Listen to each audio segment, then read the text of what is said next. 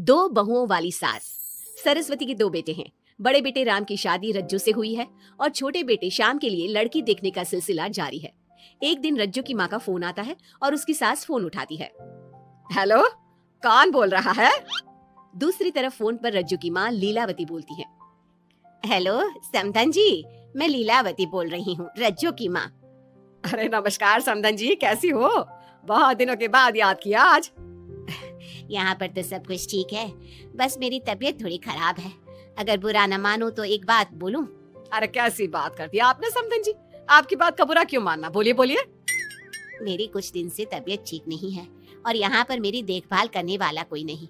क्या आप रज्जू को कुछ दिन के लिए मेरे पास भेज सकती हैं? ठीक है, हम रविवार को रज्जू को छोड़ जाएंगे।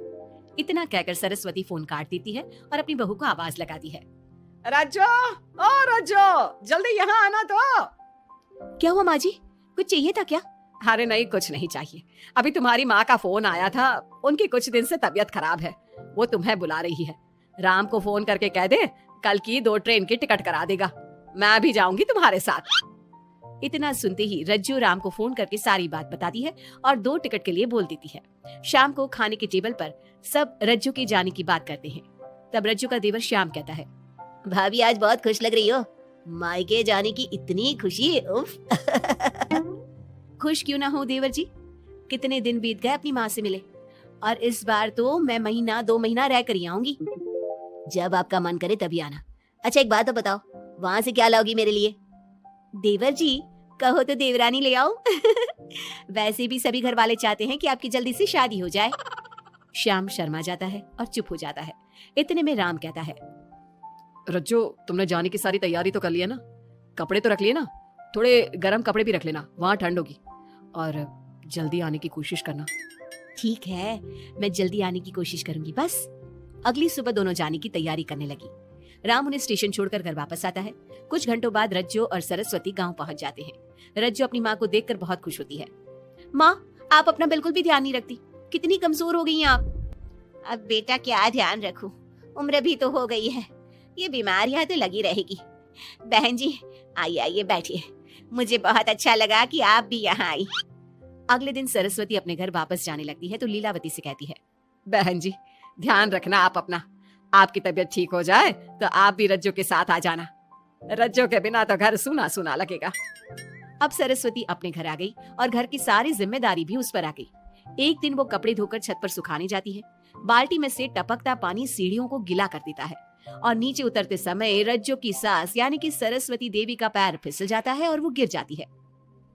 ओह, अरे मेरी माँ मर गई, मेरा पैर तो गया। लेकिन घर में कोई नहीं था। सरस्वती जैसे तैसे अपने आप को संभालती जाकर कुर्सी पर बैठती है।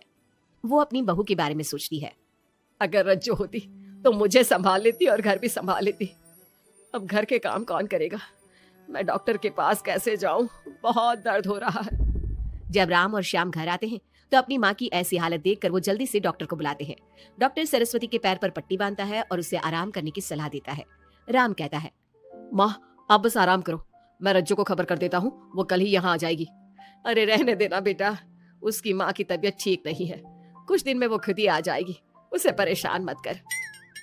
माँ अब हमें श्याम की भी शादी कर देनी चाहिए, कभी घर में कोई ऐसी परेशानी आती है तो कोई तो होगा घर संभालने वाला, आप और रज्जू की घर के काम काज में मदद भी हो जाएगी। कुछ समय बाद श्याम की शादी सीमा से हो गई, लेकिन सीमा ने तो आते ही घर में क्लेश शुरू कर दिया। वो छोटी छोटी बातों पर लड़ती और उसे देखकर रज्जू का भी बर्ताव बदल गया। एक दिन सीमा सुबह उठने में लेट हो गई और रज्जू ने नाश्ता बना दिया।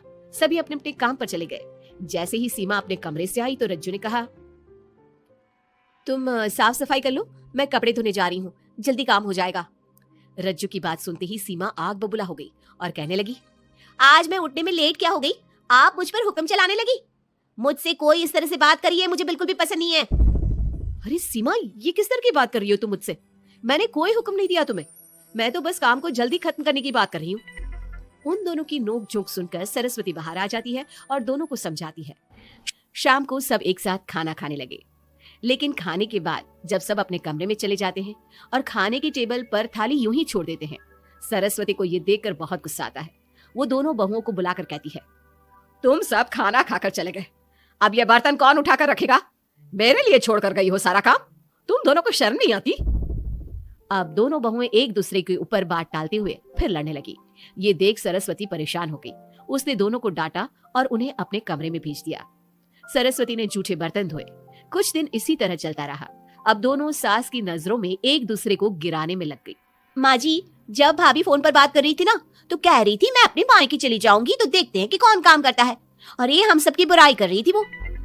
बहू, किसी की बात चुपके से सुनना गलत है ना। तुम आज के बाद ऐसा मत करना। अब तुम जाओ, मैं रज्जो को समझा दूंगी। सरस्वती ने रज्जो से बात करके उसे समझा दिया, लेकिन रज्जो को अपनी देवरानी पर बहुत गुस्सा आया। अब वो भी सीमा की चुगली अपनी सास से करने लगी। अगले दिन रज्जो अपनी सास के कमरे में जाती है और कहती है, मैंने सीमा को बात करते सुना था। वो देवर जी से कह रही थी कि अगर हम लोग अलग कहीं रहे तो हम ज्यादा खुश रहेंगे, रोज रोज की लड़ाइयों से भी बचेंगे। सरस्वती को इस बात पर गुस्सा तो बहुत आया, लेकिन उसने कुछ कहा नहीं। जब दोनों बहुओं को लगा कि सरस्वती उनकी बातों में नहीं आने वाली, तो उन्होंने रिश्तेदारों और पड़ोसियों से एक दूसरे की चुगली करना शुरू कर दिया।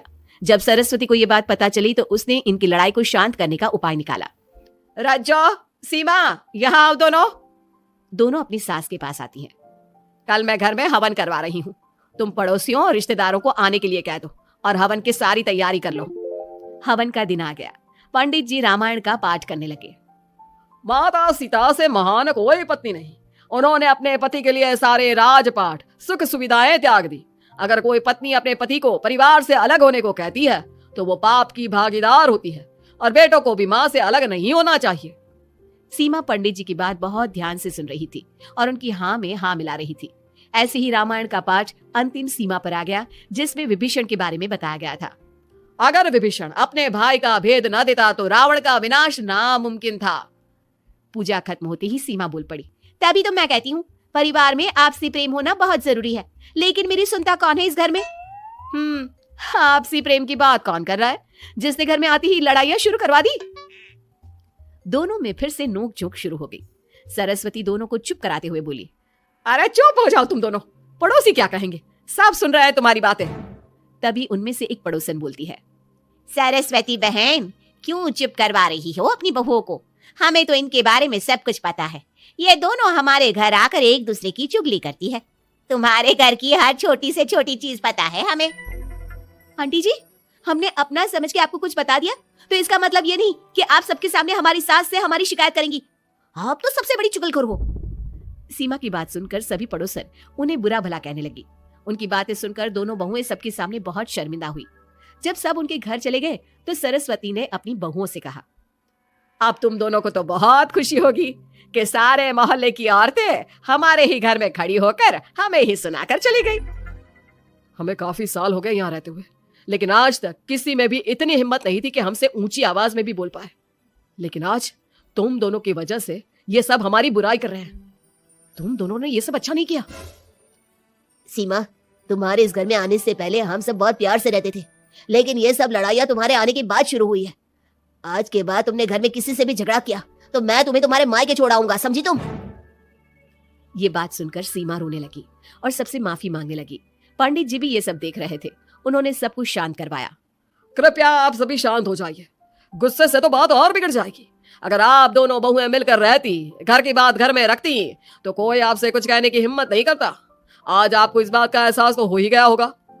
औरत ही तो होती है जो मकान को घर बनाती है। अब भी कुछ नहीं बिगड़ा, आप दोनों प्यार से रहो, आपके पड़ोसी और रिश्तेदार अपने आप चुप हो जाएंगे। पंडित जी की बात दोनों बहुओं की समझ में आ गई। अब दोनों प्यार से रहने लगी। इसी तरह समय बीत गया। अब पड़ोस की औरतें उनके प्यार की मिसालें